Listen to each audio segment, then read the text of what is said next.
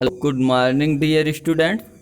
Class 11th की chemistry में हम लोग गैसीय अवस्था के विषय में पढ़ रहे थे, जिसमें आज हम प्रावस्था परिवर्तन जैसे ठोस अवस्था, द्रव अवस्था, गैस अवस्था, पदार्थ की 3 मूल अवस्थाएं हैं।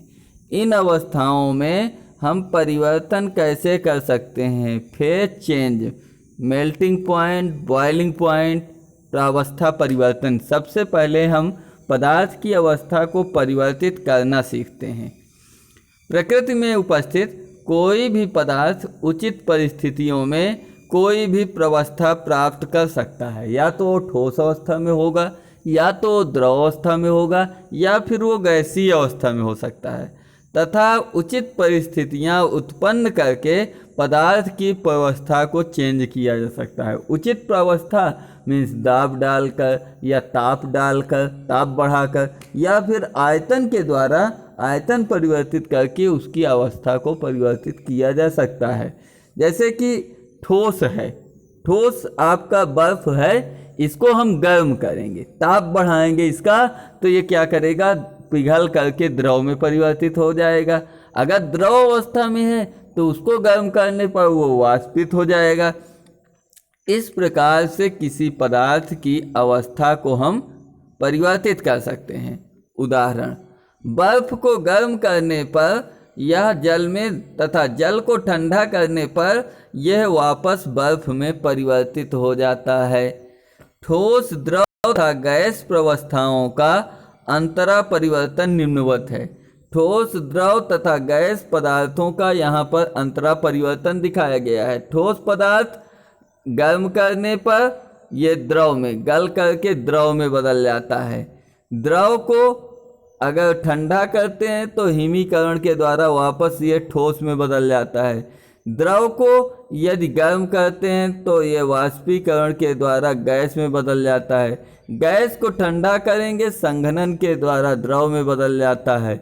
अब गैस को एकाएक बहुत तेज ठंडा कर देंगे तो क्या होगा कि गैस ठंडी होकर निक्षेपित या संघनित होकर ठोस में बदल सकती है।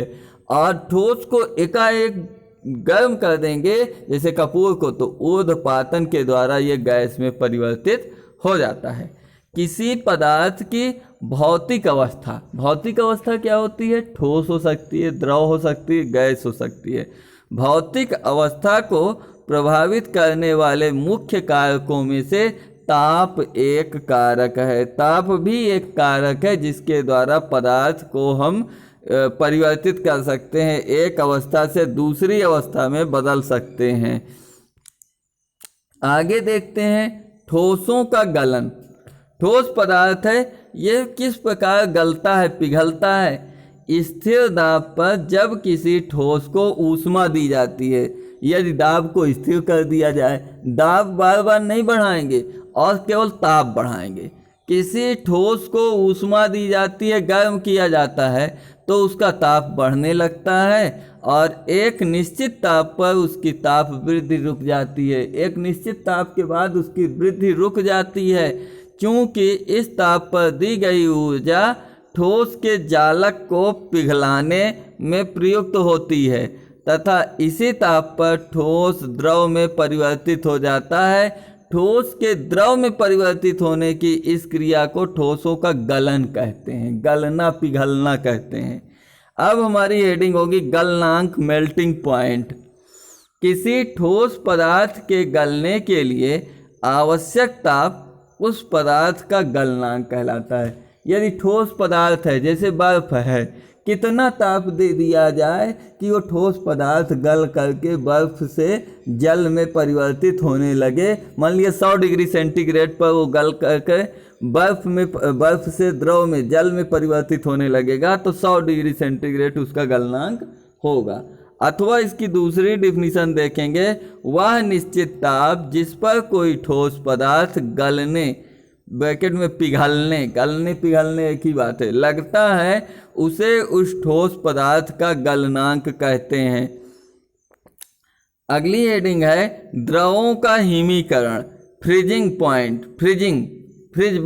फ्रीजिंग मैंने हिम में बदलना।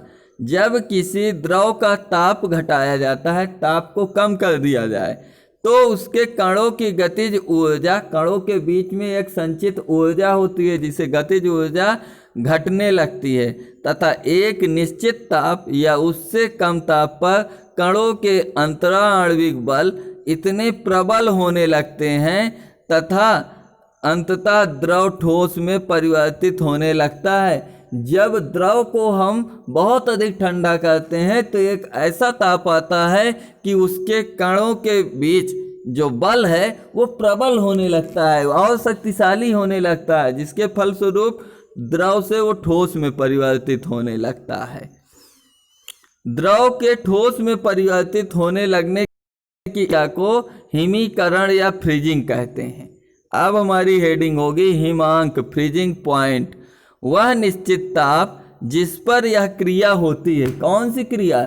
द्रव के ठोस में परिवर्तित होने की क्रिया प्रारंभ हो जाती है, उस द्रव का हिमांक कहलाता है। अगली हेडिंग होगी क्वथनांक, बॉइलिंग पॉइंट। वह निश्चित ताप जिस पर किसी द्रव का वाष्प दाब एक वायुमंडल के बराबर हो जाता है। द्रव में एक निश्चित वाष्प दाब होता है जो एक वायुमंडल के बराबर हो जाता है, उसे उस द्रव का क्वथनांक कहते हैं। क्वथन मीन्स उबलना। वह निश्चित ताप जिस पर कोई द्रव उबलने लगता है, जिस पर कोई द्रव उबलने लगता है, उसे उस द्रव का क्वथनांक कहते हैं। द्रवों का वाष्पों का द्रवण, संघनन। वाष्प है, ये द्रव अवस्था में परिवर्तित होने लगता है। जब वाष्पों का ताप घटाया जाता है, जब वाष्पों का ताप घटाया जाता है तो उनकी गतिज ऊर्जा घट जाती है तथा अंतराणुक बलों की प्रबलता, अणुओं के बीच लगने वाले बल अधिक प्रबल हो जाते हैं। इस कारण वाष्प के अणु द्रव अवस्था प्राप्त कर लेते हैं। यह क्रिया संघनन या कंडेंसेशन कहलाती है।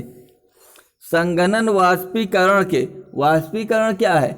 जैसे कि जल कहीं पर भरा हुआ है किसी पात्र में, किसी जलाशय में, ताप बढ़ा, धीरे धीरे जलवाष्प में परिवर्तित होकर उड़ने लगा। जब जलवाष्प में परिवर्तित होकर उड़ने लगता है तो यह क्रिया वाष्पीकरण कहलाती है। और वाष्पीकरण के विपरीत क्रिया है संघनन, उल्टा। मीन्स क्या होता है कि जो वाष्प के रूप में जल हमारा वायुमंडल में तैर रहा होता है, घूम रहा होता है, वह संघनित होकर के बादल की बूंदों के रूप में, बादल से बूंदों के रूप में बारिश होने लगे, वह क्रिया संघनन है। अगली हेडिंग होगी ऊर्ध्वपातन, जिसे सब्लिमेशन कहते हैं। ऊर्ध्वपातन, सब्लिमेशन।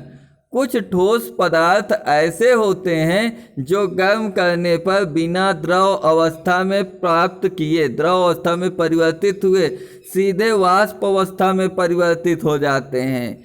इस क्रिया को, यह क्रिया ऊर्ध्वपातन या सब्लिमेशन कहलाती है। जैसे कपूर, आप लोगों के घरों में पूजा वगैरह का कार्यक्रम होता है, कपूर को जलते हुए देखा होगा। कपूर ठोस अवस्था में होता है, जब उसमें आग लगा दी जाती है तो सीधे वो बिना द्रव में बदले वो क्या होता है, गैस में परिवर्तित होने लगता है। और यही है ऊर्ध्वपातन। दूसरा उदाहरण अमोनियम क्लोराइड, ठोस I2 आयोडीन आदि इसके उदाहरण हैं। तो आज की डेट में हम लोगों ने अवस्था परिवर्तन से संबंधित बातों को पढ़ा। कल हम लोग नए टॉपिक के साथ फिर से मिलेंगे। तब तक के लिए जय हिंद, वंदे मातरम।